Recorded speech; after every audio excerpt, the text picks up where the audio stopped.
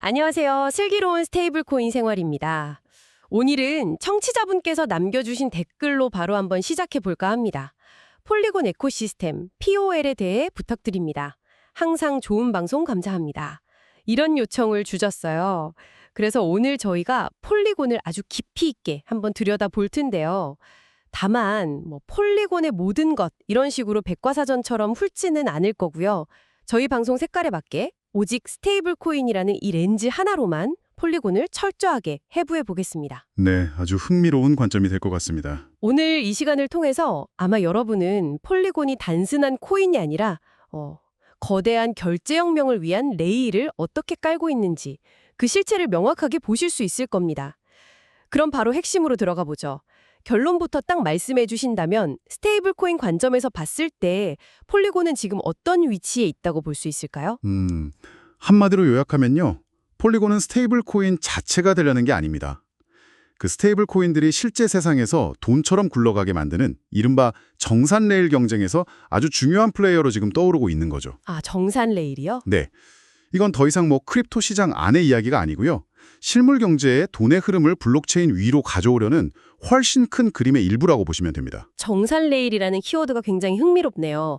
그러니까 철도 회사가 직접 승객이나 화물이 되는 게 아니라 수많은 승객과 화물이 다닐 수 있는 그 선로를 까는 사업을 한다는 의미로 들리네요. 정확합니다. 바로 그 관점이 오늘 이야기의 핵심입니다. 좋습니다. 그럼 오늘 이 정산 레일이라는 관점 묻히지 않고 따라오실 수 있도록 몇 가지 질문을 중심으로 한번 풀어가 볼게요.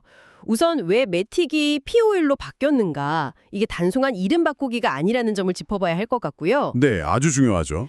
그리고 둘째, 폴리곤이 결제 시스템, 그러니까 결제 레일로 나아가고 있다는 결정적인 신호는 뭔지, 그리고 마지막으로 이게 그냥 비전이나 계획이 아니라 실제로 어디서 어떻게 쓰이고 있는가, 이 흐름대로 한번 따라가 보시죠.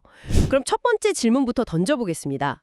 많은 분들이 매틱이 POL로 바뀐 걸 그냥 리브랜딩 정도로 생각하시거든요. 솔직히 투자자 입장에서는 크게 와닿지 않는다, 이런 평도 많고요. 네, 그런 반응이 많았죠.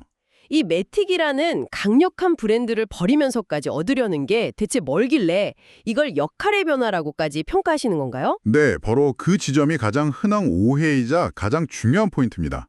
시장을 설득하는 데 좀 어려움을 겪은 면도 분명히 있지만 POL로의 전환은 그냥 로고나 이름을 바꾼 마케팅 차원의 문제가 절대 아니에요. 폴리곤이 앞으로 결제 네트워크라는 더 큰 목표를 향해 가기 위해서 토큰의 근본적인 역할 자체를 재설계한 겁니다. 뭐랄까, 일종의 기술적인 헌법 개정 같은 거죠? 헌법 개정이요? 네. 핵심적인 변화는 두 가지인데요. 첫째는 말씀하신 역할의 확장입니다. 기존 매틱 토큰은 폴리곤 POS라는 딱 하나의 체인에서만 가스비 내고 스테이킹하고 거버넌스에 쓰였잖아요. 네, 그랬죠. 하지만 POL은 특정 체인에 묶여있지 않습니다. 앞으로 생겨날 폴리곤의 수많은 체인들, GKABM이나 여러 앱 체인들을 모두 아우르는 폴리곤 생태계 전체 공용 토큰으로 역할이 제정이 된 겁니다. 아, 그러니까 예전에는 서울시에서만 쓰던 교통카드가 이제 대한민국 전역에서 다 쓸 수 있는 전국 호환 교통카드가 된 것과 비슷한 개념이군요. 오, 아주 적절한 비유입니다. 사용 범위가 엄청나게 넓어지는 거죠. 그리고 두 번째 핵심 변화는 바로 통합적인 보안 설계입니다. 폴리곤은 앞으로 GK 기술을 쓰는 체인들을 계속 내놓을 텐데 이 수많은 체인들의 보안을 각각 관리하는 건 너무 비효율적이거든요. POL은 이 모든 걸 하나의 토큰으로 묶는 거예요. 검증인들이 POL 하나만 스테이킹하면 생태계 전체 보안에 기여하고 보상도 받을 수 있게 설계됐습니다. 체인은 레고 블록처럼 계속 늘어나는데 그 기반을 바치는 토대는 POL 하나로 통일한다. 바로 그겁니다. 그렇군요. 그럼 이 모든 걸 종합했을 때 이 변화가 우리 같은 사용자나 투자자에게 주는 진짜 의미는 뭘까요? 이게 단기적인 가격 상승을 위한 호재다 이런 게 아니라는 점이 중요해요.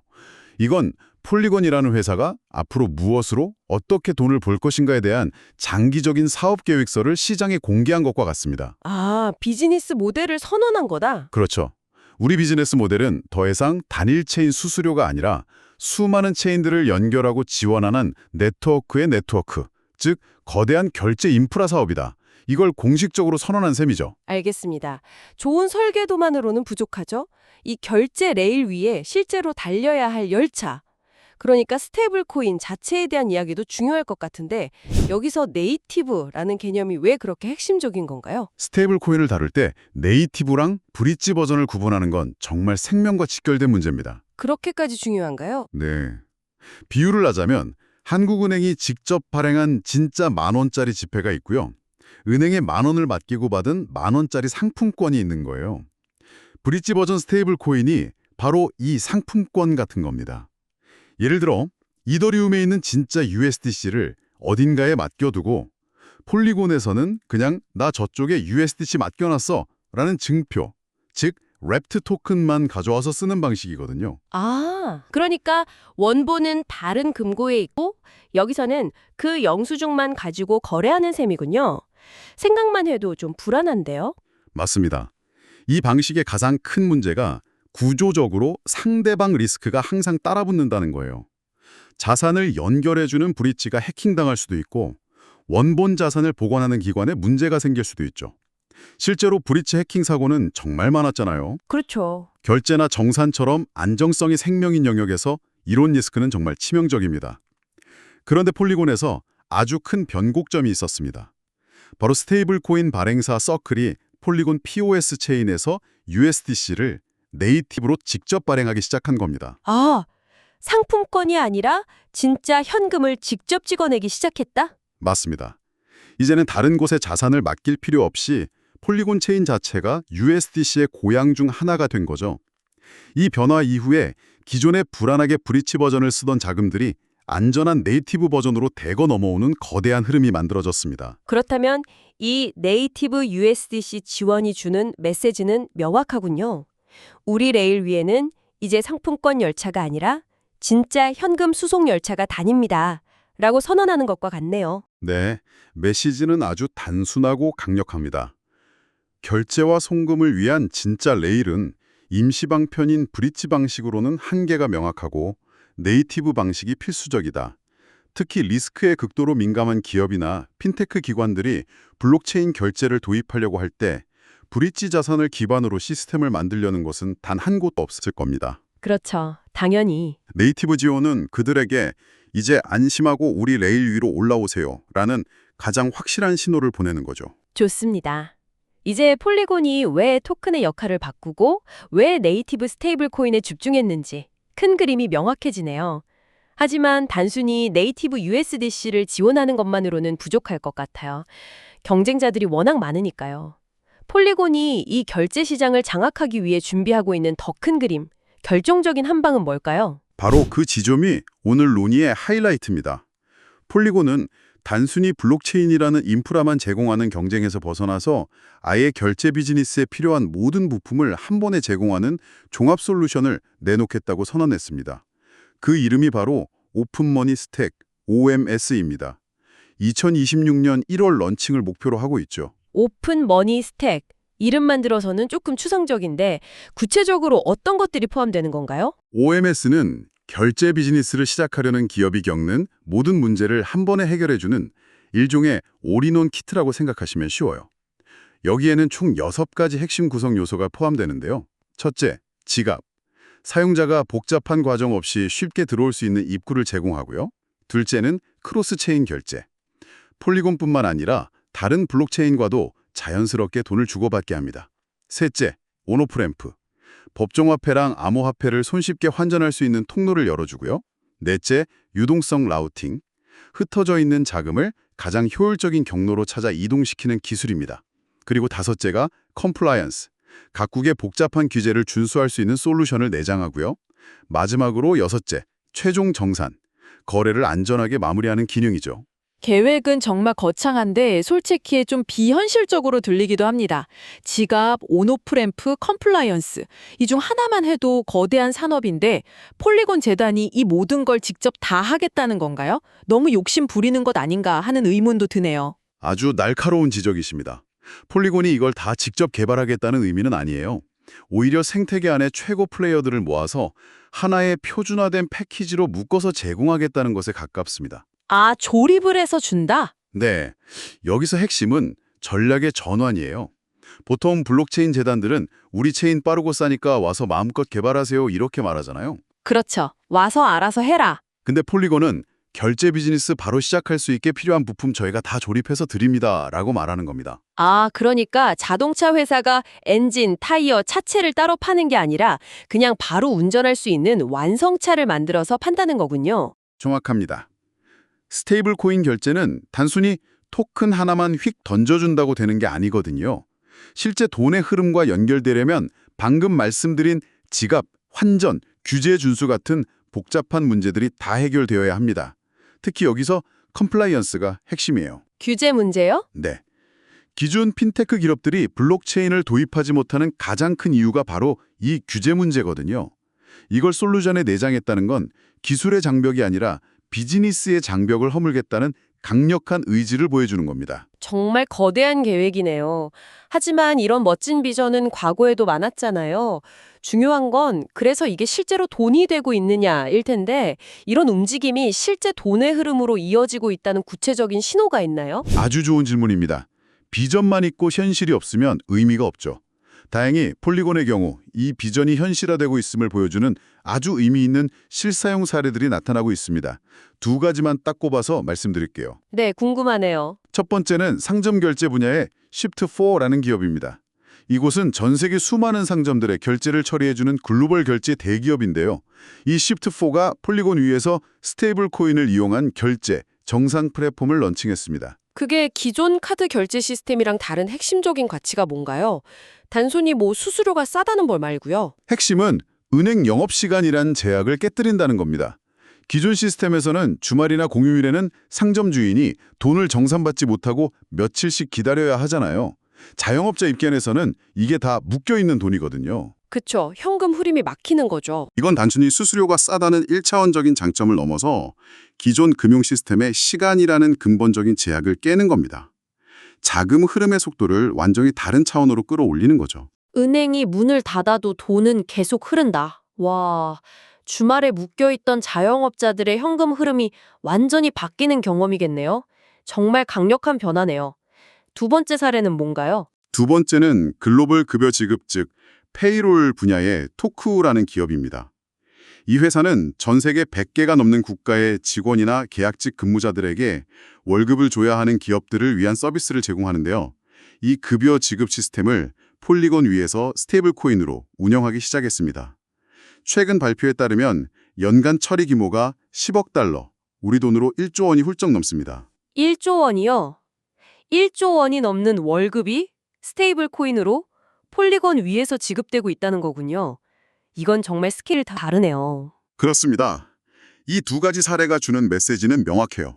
스테이블 코인이 더 이상 암호화폐 투자자들이 트레이딩을 하거나 이자를 받기 위해 저축하는 수단에 머무르지 않는다는 겁니다.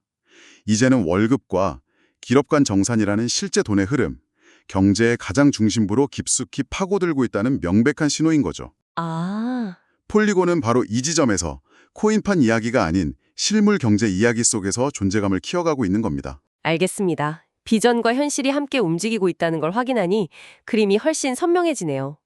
자, 그럼 이제 종합적으로 평가를 해볼 시간입니다. 우리가 스테이블 코인 레일로서 폴리곤을 평가할 때 어떤 기준을 가지고 봐야 할까요? 당연히 좋은 점만 있는 건 아닐 텐데 리스크는 어떤 것들이 있을까요? 여기서 아주 중요한 평가 프레임워크를 하나 제시해드리고 싶습니다.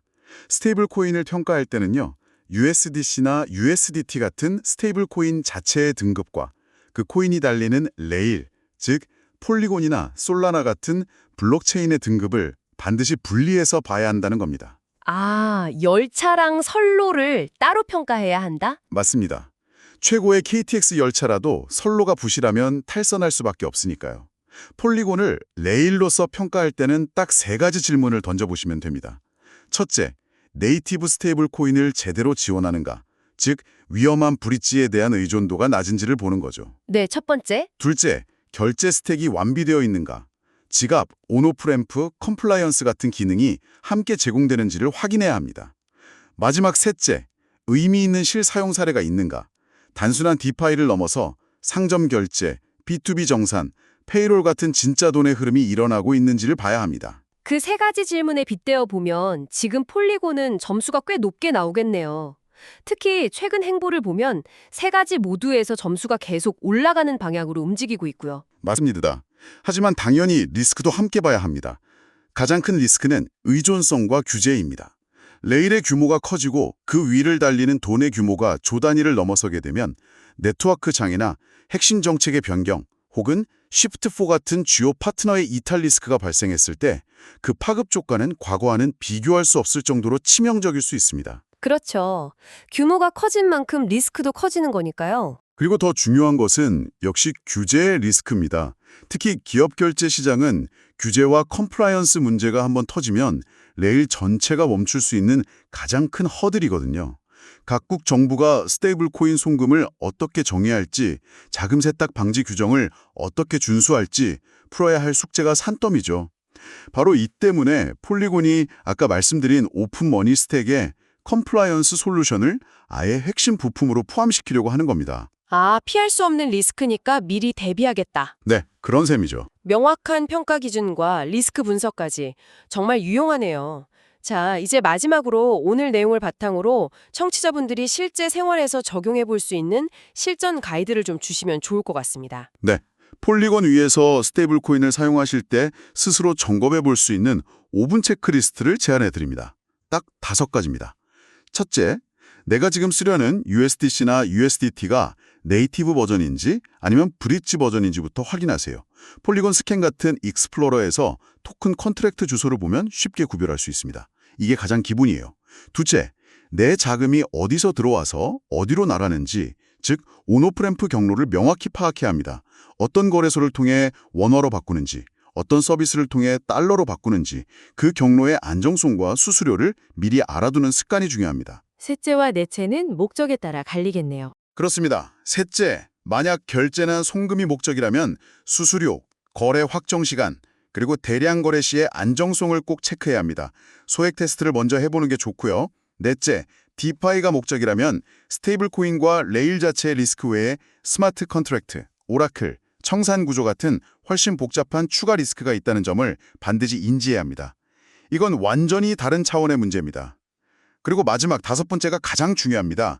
이 모든 걸 하기 전에 나의 궁극적인 목적이 무엇인가를 스스로에게 질문하는 겁니다. 목적이요? 네, 단순히 현금을 안전하게 보관하는 건지, 빠른 결제를 원하는 건지, 아니면 투자를 위한 담보로 쓰려는 건지, 목적이 다르면 같은 레일이라도 사용법과 유의할 점이 완전히 달라지거든요. 목적을 명확히 해야 리스크를 제대로 관리할 수 있습니다. 정말 완벽한 가이드네요. 목적을 정의하는 것부터 시작하라. 감사합니다. 자, 오늘 정말 긴 시간 동안 폴리곤을 스테이블 코인 정산 레일이라는 관점에서 깊게 파고 들어봤습니다. 오늘의 핵심 내용을 다시 한번 정리하자면 POLO의 전환은 단순한 리브랜딩이 아니라 스테이블 코인이 실제 세상에서 굴러가게 만드는 정산 레일 경쟁에서 매우 중요한 플레이어가 되겠다는 폴리곤의 강력한 선언이라는 점입니다. 오늘 대화가 여러분의 슬기로운 스테이블 코인 생활에 큰 도움이 되었기를 바랍니다. 마지막으로 여러분의 참여를 기다리겠습니다. 혹시 폴리곤에서 실제로 자주 사용하는 스테이블 코인 관련 서비스나 프로토콜이 있다면 댓글로 경험을 공유해 주세요. 또 오늘 다룬 이 레일이라는 관점에서 베이스, 아비트럼, 솔라나 같은 다른 체인들도 비교 분석해달라는 요청이 많으면 다음 주제로 한번 다뤄보도록 하겠습니다. 여러분은 어떤 레일이 미래의 승자가 될 거라고 생각하시나요? 지금까지 슬기로운 스테이블 코인 생활이었습니다. 감사합니다.